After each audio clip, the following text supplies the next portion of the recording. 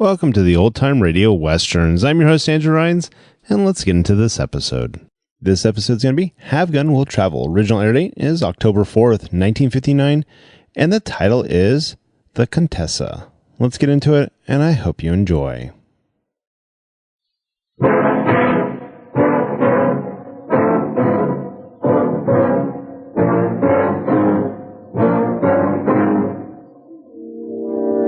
There's still one bullet left in this Derringer, and I'll take you back whether you're alive or dead.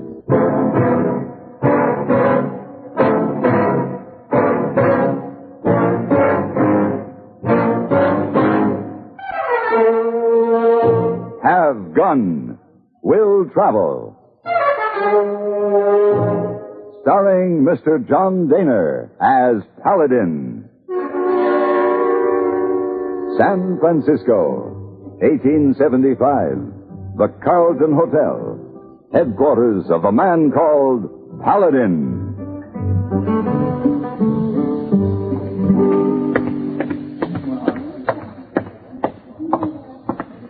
Oh, Mr. Paladin. Good morning, hey boy. Morning, sir. Telegram come for you. Oh, thank you. Say, how'd you get that bump on your head? Bump? Mr. Wong hit hey boy with broom handle. By accident? No, sir, by purpose. Why? Oh, big mistake, Mr. Paladin. Very big mistake. Miss Wong see hey boy kiss pretty Chinese girl. Oh, yes, I'd say, hey boy, that was a mistake. Oh, no, you don't understand. Missy Wong don't understand. Pretty Chinese girl was hey boy's cousin. She going on trip. Hey boy was kissing her goodbye. Why didn't you explain that to Miss Wong? Oh, that impossible. She too angry. Maybe you can explain to her, Miss Paladin. She listen to you? All right, hey boy, I'll see what I can do. Oh, thank you. And you wish to send answer to telegram? Just a moment, we'll see. Your presence is required at the Desmoulins Ranch. The sum of $1,000 has been deposited in your account to ensure your prompt arrival. An additional $1,000 will be deposited on the completion of your services. Signed, the Contessa Marie Desmoulins. Contessa Marie who? Desmoulins. Oh. She's owner of the largest cattle ranch in Oregon, hey boy. It's an empire in itself.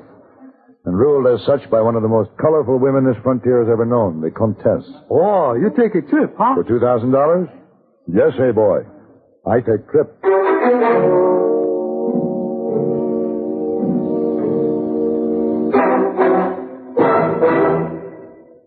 Higginbotham here. We will now commence our lesson in stereophonic reproduction. Listen to the call of the spotted bill snicker on ordinary stereo. Now then, on a Columbia Stereo 1 phonograph. Obvious difference, what? The Columbia stereophonic system really causes all others to blush, for it is not composed of just a few separated speakers. Columbia is the originator and exclusive purveyor of stereo projection. Only Columbia fills every inch of a room with real, lifelike sound. Now, when I was birdwatching with the Duchess of... But let that pass. You simply must hear the Stereo 1 phonograph by Columbia. Ask your Columbia phonograph dealer for a demonstration. And, chaps, portables are priced as low as $39.95. Consoles commence at $129.95. Blast that bird.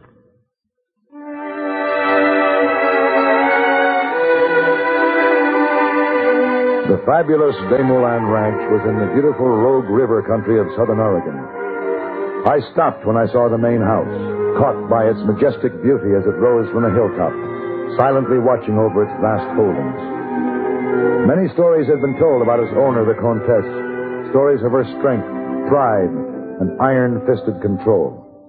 At the house, I was met by a servant and shown immediately to a huge bedroom furnished in the best French tradition.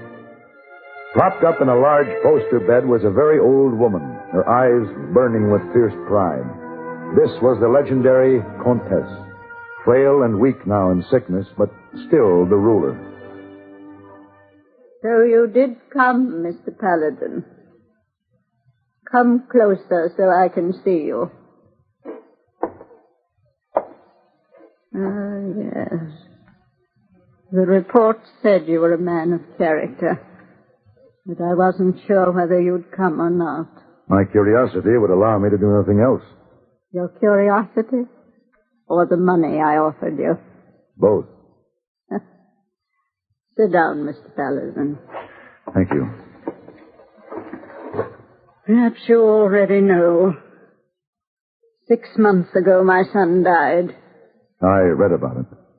What you don't know is that my grandson, Andre, disappeared shortly afterward.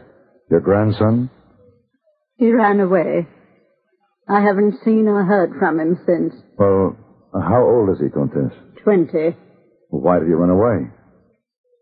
Andre was always given everything he wanted, no matter what it was. But in spite of this, the boy became sullen and resentful. He made friends with an undesirable person called Feslin, who succeeded in intensifying Andre's rebellion toward this ranch and everyone on it. And when he ran off, he went with this Feslin. Yes. A black mark against the name of de Moulin. A name that has, for centuries, been spoken with respect. And you want me to find Andre? I'm going to die soon, Mr. Paladin. And I want my grandson back before I do. He's my last living relative. And if he doesn't want to come back? You'll force him. This man, Feslin, keeps Andre from returning. He's evil. He only wants what my grandson can give him. Do you know where they might be now? Yes. 2 weeks ago, my foreman was in the town of Plaza, 3 days' ride from here. There he saw Andre and Feslin. They were gambling.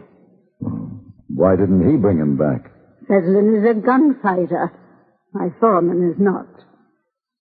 Mr. Paladin, if you bring my grandson back to me, I'll pay you not $2,000 as I promised, but $5,000.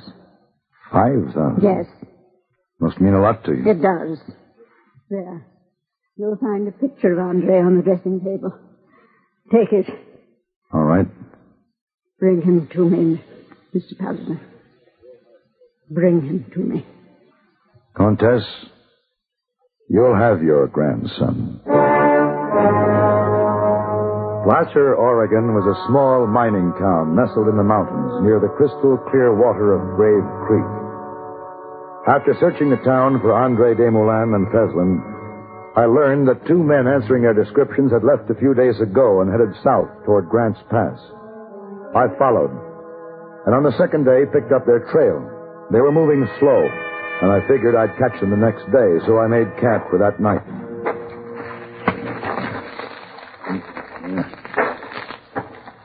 Don't move, mister. There's a gun pointed right at your back.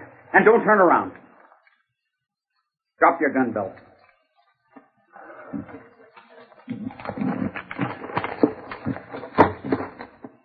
Well, now, you done just fine.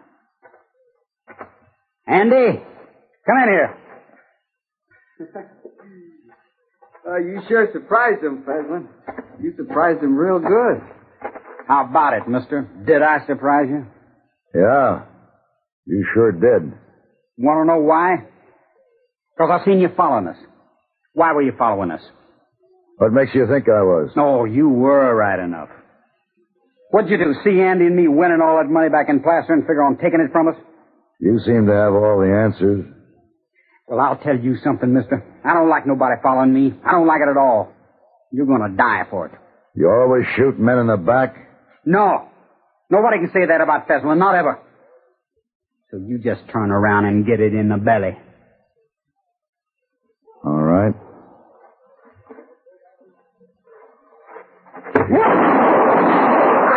Don't move, Andy. There's still 1 bullet left in this Derringer. You killed Feslin. He was only fooling you. He wasn't going to shoot. Boy, you don't know men like him. Feslin was my friend. Your friend. Who are you anyway? What were you following us Why for? don't you shut up? I'll tell you. I'm going to take you back to your grandmother. Why?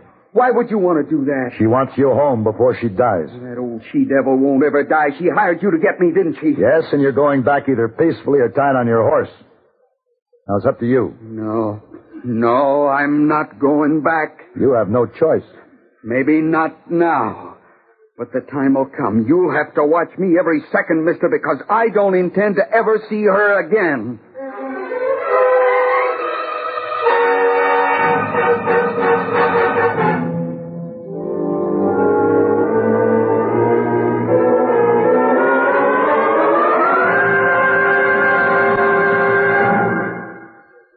The Laugh's on you if you're not tuned into Comedy Time every weekday evening on CBS Radio.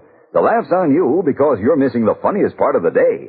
That's when you hear the Amos and Andy Music Hall, peopled by Amos, Andy, the Kingfish, and all those other wonderful characters invented by Freeman Gosden and Charles Correll. These two witty gentlemen have been entertaining radio listeners for over 30 years, and they're funnier and more popular than ever. CBS Radio's Comedy Time is also time for Andy Griffith, droll star of the Broadway musical Destiny Rides Again, and just as droll as a commentator on some of the crazy things you and I do every day. Also in on the fun are George Burns and Gracie Allen, the zaniest couple who ever went to the altar. And, of course, those wonderful satirists, Bob and Ray, with their riotous interviews, contests, and clubs. But then probably the laugh's on me. Maybe you haven't been missing CBS Radio's Comedy Time at all. Chances are you're already among the millions who've rallied to Comedy Time, Monday through Friday evenings on CBS Radio.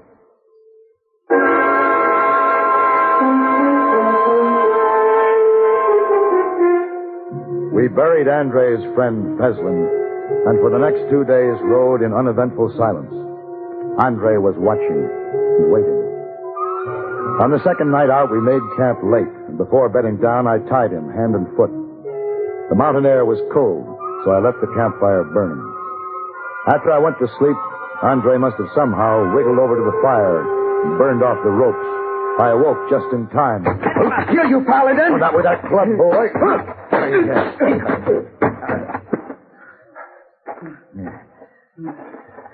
You're a fool, boy.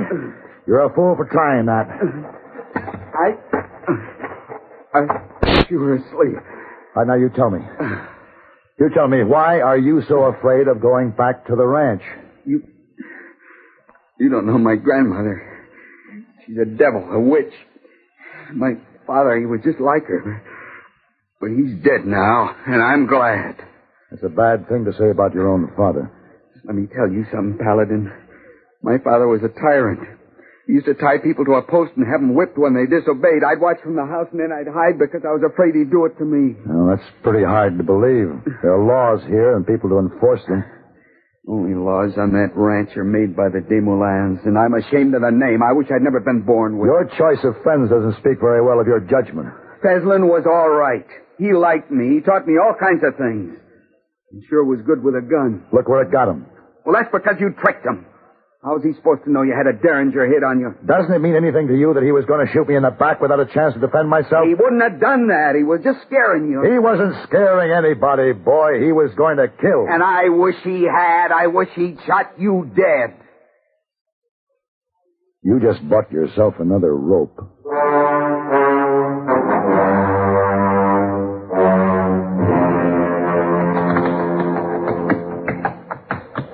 Hey, Paladin. Yeah? These are real high cliffs, aren't they? Uh-huh. It's a long drop to the bottom of the canyon. You better turn around and watch where you're going.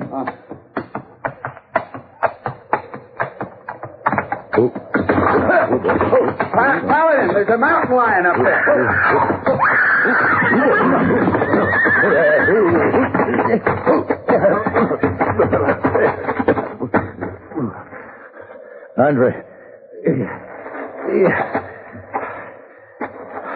Andre, can you hear me? That's kind of like an answer to a prayer, Paladin. Only you didn't fall all the way down, just to the ledge. You'll have to help me up. Now, why would I ever do that? Look, Andre, get the rope off my saddle, lower it to me, and wrap the other end around the saddle horn. Paladin, if I pull you up, do you still take me to the ranch? Yes, I will. And I gotta leave you. I'll die here, boy. I've got no choice. I told you, I'm not going back to that ranch. You'll be murdering a man just as sure as if you put a gun in his back and shot him. I'm sorry about that. Goodbye, Mr. Paladin.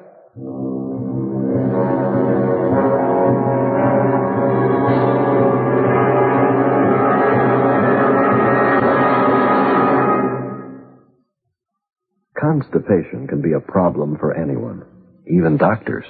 And when constipation occurs, it's interesting to see just what doctors consider important about a laxative they might use or recommend. Well, a majority of the doctors we heard from had this to say. A laxative should be effective, gentle, as close to natural acting as possible, and a medicine that can be used with complete confidence. Now, X-Lax has been popular with many doctors and millions of people over the years because chocolated X-Lax is effective. Overnight, it helps you toward your normal regularity. X-Lax is gentle. Next morning, it gives you the closest thing to natural action. And that's why many doctors and millions of people use X-Lax with complete confidence. X-Lax, the laxative that helps you toward your normal regularity gently. Overnight. Is X-Lax in your medicine cabinet?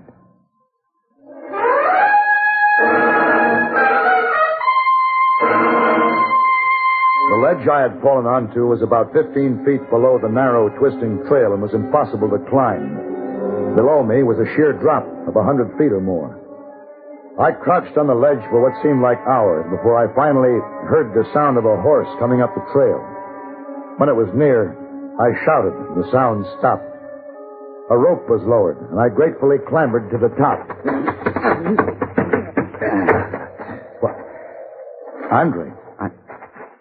I couldn't do it, Paladin. I don't know why. I thought about it for a long time, but I just couldn't let anybody die like that. Well, you've done a good thing, boy. I think that's the first good thing I've ever done. Andre,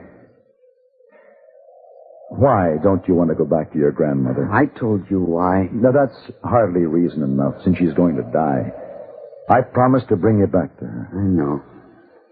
I'll go with you. I'll tell you this. After you see her, if you still want to leave, I'll help you. Thanks. But I don't think you'll want to. Not then.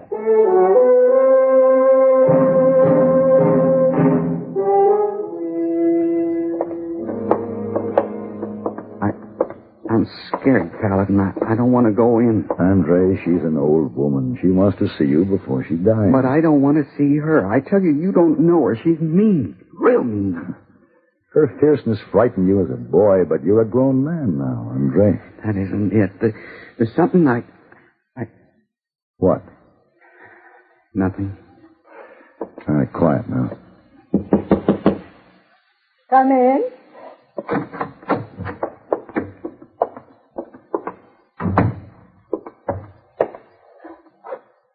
Hello, Contessa. Paladin, you've done it. Yes? He's here. I'm so happy you found him, Mr. Paladin. So happy. Come here, Andre. Let me look at you. Go on, boy. No, don't! Paladin! Why? Stand still, Mr. Paladin. Stand very still. As you can see, I'm an excellent shot. Why?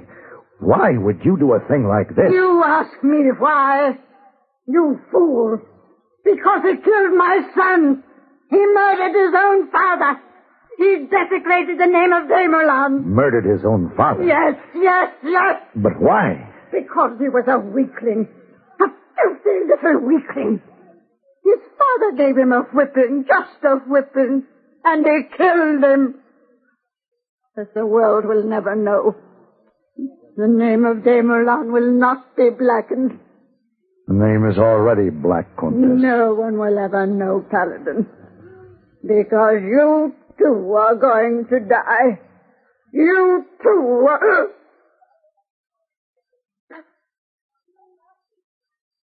Paladin! Contessa. My heart! Help me! Paladin! Help me!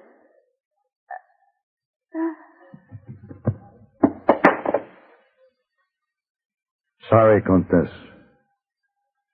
Nobody can help you now.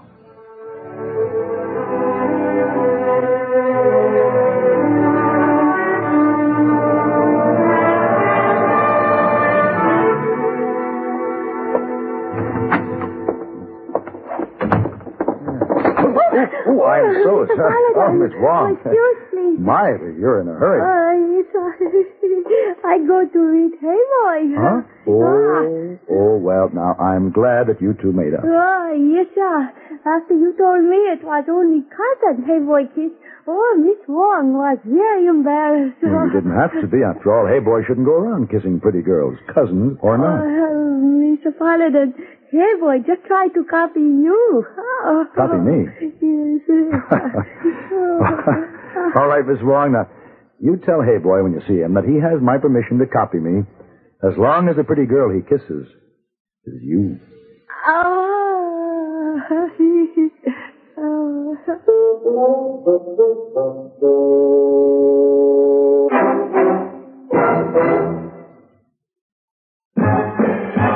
Are you smoking more now, but enjoying it less? Have a real cigarette, have a Camel. Are you missing the smoke, the nation like this? Have a real cigarette, have a Camel. Are you looking for flavor and mildness? Have a real cigarette, have a Camel. The best tobacco makes the very best smoke. Have a real cigarette, A real cigarette. a real cigarette, have a Camel. If you're smoking more today, but enjoying it less, try Camel. More people smoke Camels than any other cigarette. Any filter, any king, any regular. The Camel blend of costly tobaccos has never been equaled for rich flavor and easygoing mildness. The best tobacco makes the best smoke. Have a real cigarette, A real cigarette. a real cigarette, have a Camel.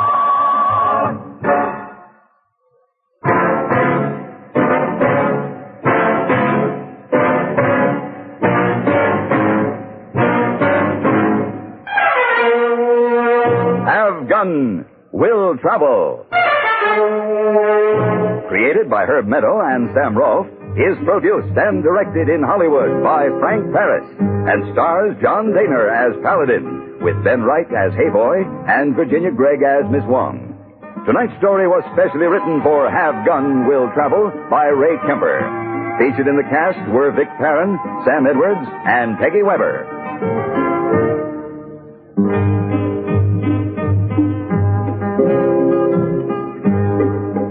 This is Hugh Douglas, inviting you to join us again next week when CBS Radio presents Have Gun Will Travel.